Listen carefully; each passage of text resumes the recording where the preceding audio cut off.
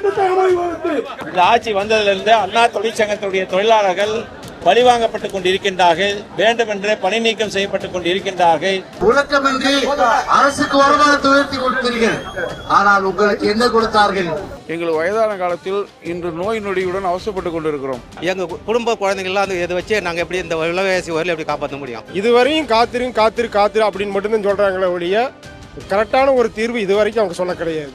காலை கணக்கு முடிக்கிறதுக்கு நைட்டு 1 மணி ஆகுது. இதெல்லாம் வந்து அவங்க பார்க்கணும். அவங்க ஏசி ரூமில் உட்காந்துட்டு சும்மா உத்தரவு போடுறதோடு சரி.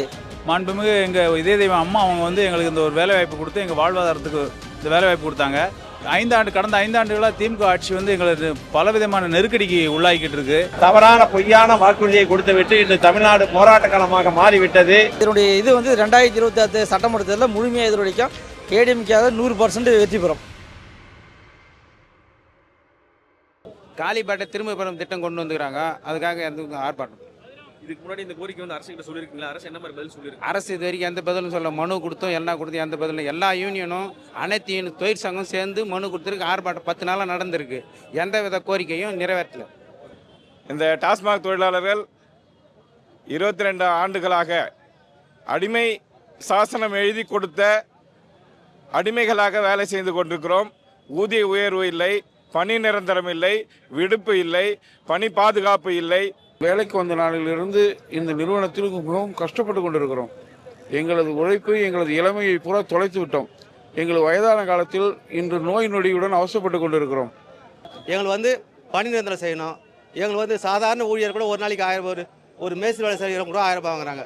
எங்கள் ஒவ்வொரு ஊழியர் வந்து 14,000, 12,000, 15,000 தான் இந்த மட்டத்தில் தான் சம்பளம் வாங்குறாங்க. எங்கள் குடும்ப குழந்தைங்கள்லாம் இதை வச்சு நாங்கள் எப்படி இந்த விலைவாசி வரல எப்படி காப்பாற்ற முடியும்?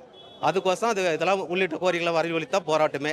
இதுக்கு முன்னாடி நாங்கள் ஒரு இடம் சாதனமாக கொடுத்த நோட்டீஸு எல்லாமே கொண்டு போய் அவங்களுக்கு கவனத்துக்கு கொண்டு போனோம். இதுவரையும் காத்திரு அப்படின்னு மட்டும்தான் சொல்கிறாங்களே ஒழிய கரெக்டான ஒரு தீர்வு இதுவரைக்கும் அவங்க சொல்ல கிடையாது. அதனால் இங்கே மிகப்பெரிய போராட்டம் இனியும் இப்படியே அவங்க பண்ணிட்டு இருந்தாங்கன்னா இதை விட அதிகமான போராட்டம் நாங்கள் கையில் எடுப்போம். காலமுறை ஊதியம், பணி நிரந்தரம், எண்ட்-டு-எண்ட் சிஸ்டம், காலிப்பாட்டல் திட்டம், இந்த கோரிக்கைலாம் டாஸ்மாக் நிர்வாகம் வந்து மாற்றி அமைக்கணும். பைபேக் திட்டத்தில் வந்து எங்களுடைய ஊழியருடைய நலனை பார்க்கணும். காலை கணக்கு முடிக்கிறதுக்கு நைட்டு 1 மணி ஆகுது. இதெல்லாம் வந்து அவங்க பார்க்கணும். அவங்க ஏசி ரூமில் உட்காந்துட்டு சும்மா உத்தரவு போடுறதோடு சரி. மாண்புமிகு எங்கள் இதே தெய்வம் அம்மா அவங்க வந்து எங்களுக்கு இந்த ஒரு வேலைவாய்ப்பு கொடுத்து எங்கள் வாழ்வாதாரத்துக்கு இந்த வேலைவாய்ப்பு கொடுத்தாங்க. ஆனால் கடந்த 5 ஆண்டுகளாக திமுக ஆட்சி வந்து எங்களுக்கு பலவிதமான நெருக்கடிக்கு உள்ளாக்கிட்டு இருக்கு. இந்த காலிப்பாட்டல் சேகரிப்புங்கிற ஒரு விஷயத்தை கொண்டு வந்து எங்களை ரொம்ப கடுமையாக வஞ்சிக்கிறாங்க. பணி நிரந்தரம் பண்ண வேண்டியது சொல்ல வேண்டியது அவங்க கோரிக்கை நாங்கள் கேட்குற கோரிக்கை. பணி நிரந்தரம், சம்பள உயர்வு, அடிமட்ட பெட்ரோல் பங்கில் வேலை செய்கிற தொண்டை கூட 25,000 ரூபாய் சம்பளம் வாங்குறோம். நாங்கள் வந்து 12,500 ரூபாய் தான் சம்பளம் கொடுக்குறோம். காலிப்பாட்டில் வாங்குறது 21,000 சம்பளம். காலிப்பாட்டில் வாங்குறவனுக்கு 21,000 ரூபாய் சம்பளம். அது வந்து ஒரு நிறுவனம் இது பண்ணுது. அது இப்படி இருக்கும்போது அரசு நிறுவனம் இது பண்ணும்போது இந்த சம்பளம் ஏன் இது பண்ணல? தமிழக அரசுக்கு மிகப்பெரிய ஒரு வருவாய் ஈட்டி தரும் ஒரு துறையாக இருந்தாலும் எங்களை வென்று ஒரு நிரந்தர பணி இல்லை. ஓய்வூதியம் என்பது சொற்ப பணமாக உள்ளது. எங்கள் ஊழியர்கள் பல ஆயிரம் பேர் உயிரிழந்து விட்டார்கள். 36,000 பேர் ஊழியர்கள் இருந்தார்கள். 6,000க்கும் மேற்பட்ட ஊழியர்கள் மாரடைப்பு, விபத்து போன்ற பல காரணங்களால் உயிரிழந்துள்ளனர். அவர்களுக்கு மிகப்பெரிய ஒரு எந்த விதமான குடும்ப வாழ்வாதாரத்திற்கு எந்த அரசாங்கமும், திராவிட முன்னேற்ற கழக அரசாங்கம் எந்த விதமான ஒரு பயனும் அளிக்கவில்லை.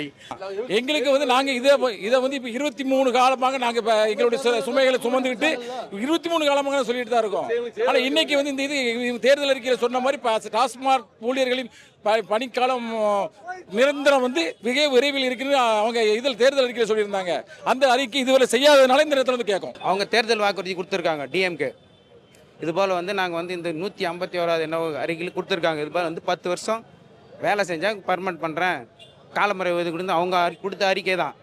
அறிக்கை கொடுக்கலாம் பரவாயில்ல. தேர்தல் வாக்குறுதியே இது நிறைவேற்றலாம். எப்படி இந்த தொழிலாளிகள் எந்த தொழிலாளியும் நிறைவேற்றலாம் அவங்க இல்லைங்க. அவர் சொல்லுவாருங்க. ஆனால் 1947 1950 கான்ஸ்டியூஷன்லேருந்து இதுவரைக்கும் வந்து எப்படி ஆளுகளை வந்து தேர்ந்தெடுத்திருக்காங்க அப்படின்னா, இப்போ இந்த காலமுறை ஊதியத்தில் இருக்கிற ஆளுகளை விட்டுட்டு அந்த அடிப்படையான கல்வி 10ஆம் வகுப்பு கல்வி தகுதியிலிருந்து ஆளுகளை எல்லாம் தேர்ந்தெடுத்திருக்கிறாங்க இது வரைக்கும். அதுதான் நிதர்சனமான உண்மை. நாங்கள்லாம் 23 ஆண்டு காலமாக போராடிட்டு இருக்கிறோம். கிட்டத்தட்ட பார்த்தீங்கன்னா எங்களுக்கு 11,000 12,000 சம்பளமே வந்துட்டு இருக்குது. அதையெல்லாம் நாங்கள் இது வச்சு தான் இந்த நேரத்தில் மட்டும் இல்லை, நாங்கள் வாடிக்கை போராடி கொண்டே தான் இருக்கிறோம். எங்களுக்கு இன்னும் எந்த விதமான ஒரு இதுவும் வரல.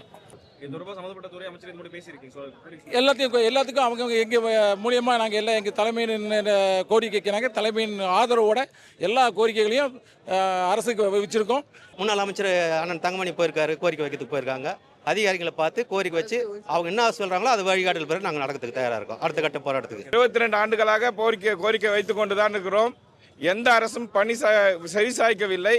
இந்த அரசு மிக கொடுமையான முறையிலே இப்போது ஆரம்பத்தில் ஸ்டிக்கர் ஒட்டி விளம்பரம் செய்தது போல எங்களை ஸ்டிக்கர் ஓட்ட வைத்து விட்டார்கள். திரும்பியும் அதிமுக ஆட்சி வரணும்னு நினைக்கிறீங்க? மக்கள் அதானே விரும்புகிறாங்க. விலைவாசி உயர்வு, மின் கட்டண உயர்வு, எல்லா சொத்து வரி உயர்வு, குழாய் வரி உயர்வு, எல்லா வகையிலையும் மக்கள் மேலே அதிகப்படியான சுமை. மக்களே வெறுத்து போயிட்டாங்க. இந்த இலவச பேருந்து மகளிருக்கு இதில் எடுபடாத விஷயம். இதெல்லாம் பொதுமக்கள் மட்டத்தில் எல்லாம் இதுன்றாங்கனாக்கா இதுக்கோசம் ஆட்சிக்கு வரணும்னு விரும்புகிறாங்க. எங்கள் எல்லாம் ஒட்டுமொத்த டாஸ்மாக் ஊழியரும் நாங்கள் ரொம்ப மனவேதனையில் இருக்கோம். இது எங்கள் குடும்பம் மட்டுமல்ல, சத்துணவு ஊழியர்கள், வருவாய்த்துறை, மின்சாரத்துறை, அத்தனை குடும்பங்களும் இந்த தேர்தலில் எதிரொலிக்கும். மிகப்பெரிய அளவில் அதிமுக ஆட்சி அமைக்கக்கூடிய வாய்ப்பு 100% இருக்குது. இதனுடைய இது 2026 சட்டமன்ற தேர்தலில் முழுமையாக எதிரொலிக்கும். ஏடிஎம்கே 100% வெற்றி பெறும். அரசியல்ல உண்மையா என்னதான் நடக்குது தெரிஞ்சுக்க நாளை நமதே சேனலை சப்ஸ்கிரைப் பண்ணுங்க.